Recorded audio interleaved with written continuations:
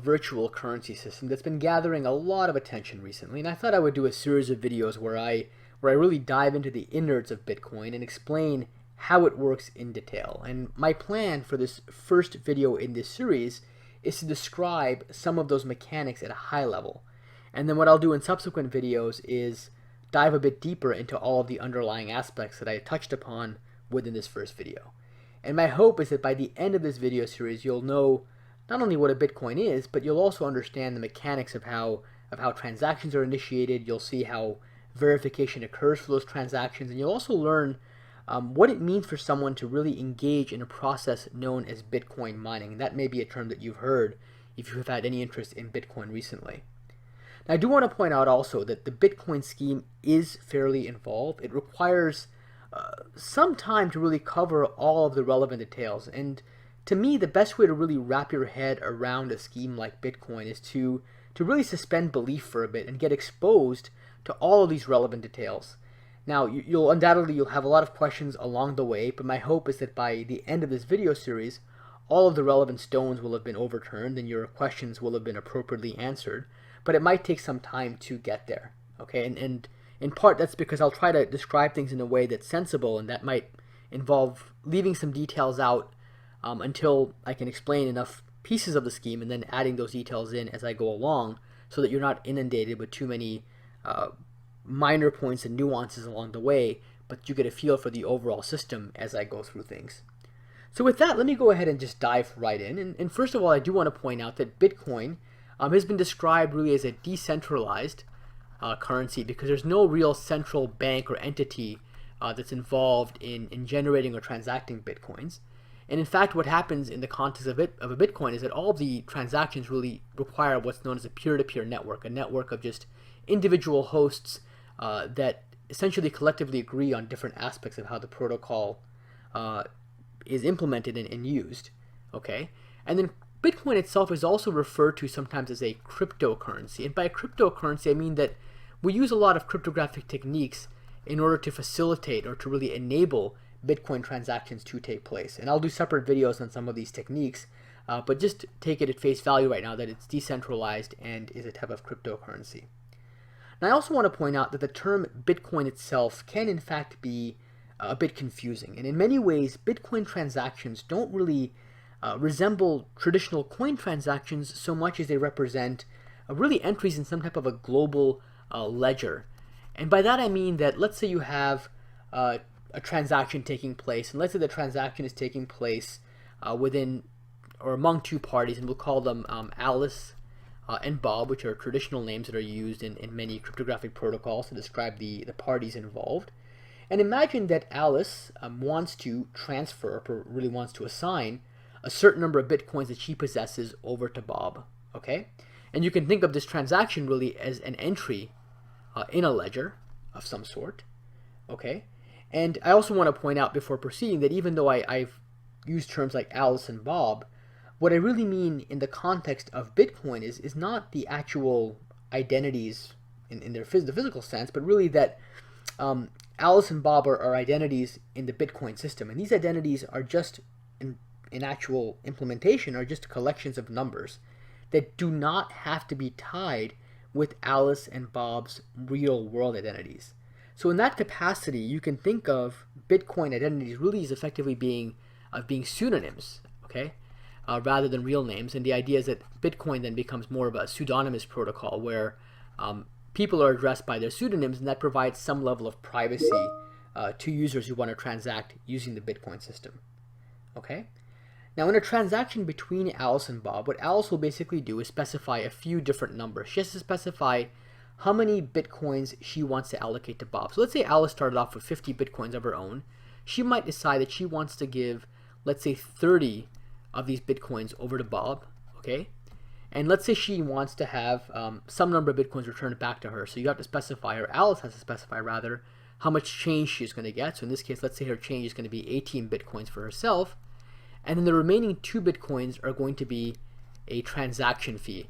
And we'll talk about what a transaction fee means a little later, and I think I'll also dive into it in future videos. But it's basically an incentive for other nodes in the Bitcoin network to help Alice in essentially validating some of the details of this transaction for Bob. Okay? Now Alice will take these transaction details and apply what's known as a digital signature to these transaction details. And the digital signature is basically the mathematical analog of a traditional signature. It really binds Alice's identity to the details of this transaction. And by Alice's identity, again, I mean her identity within the Bitcoin system.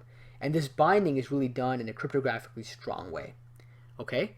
Now the details of this transaction, once it takes place, are going to be broadcast out. So Alice is going to take these transaction details and effectively just broadcast them out to all the nodes in the peer-to-peer network that represent Bitcoin nodes. Okay?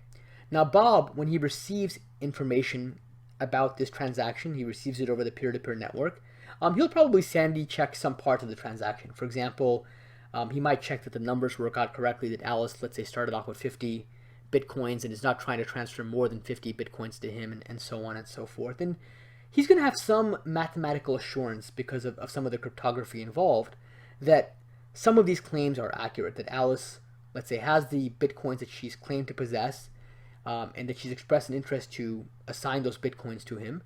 But what he won't know yet is whether Alice has really tried to transfer those same Bitcoins to anyone else over the course of time, or maybe just prior to that point. And the way that we handle that situation, and by the way, I should point out that this concept of Alice trying to, let's say, spend coins twice, in the context of digital cash and electronic currency systems, this concept is known as double spending, and it's something you have to worry about when you have virtual currencies, because it's very easy for someone to just copy the numbers that represent this transaction and try to use them elsewhere. Okay? And the way we basically handle and reduce the risk of double spending is through a specific set of nodes in this peer-to-peer network who are known as Bitcoin miners.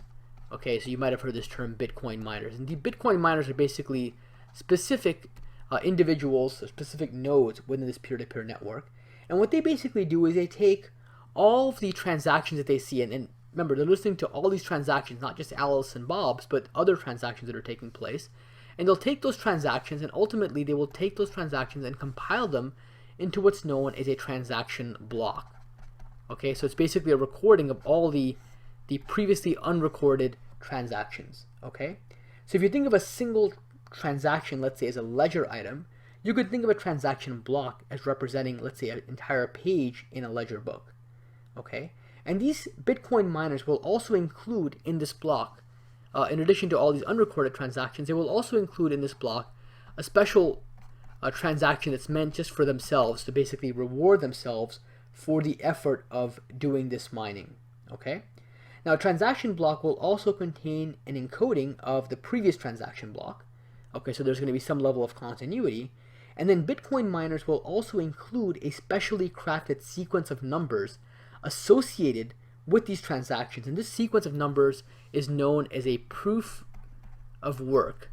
Okay, and it's called a proof of work because it's something that's really hard to generate, something that requires a lot of effort to do, and that kind of makes it hard for just anybody to get involved with Bitcoin mining willy-nilly, but it requires that they really exhibit or exert some computational effort, basically in exchange for getting this extra reward of a payment, and also in exchange for getting this transaction fee that they're going to be promised by Alice to engage in this sort of work.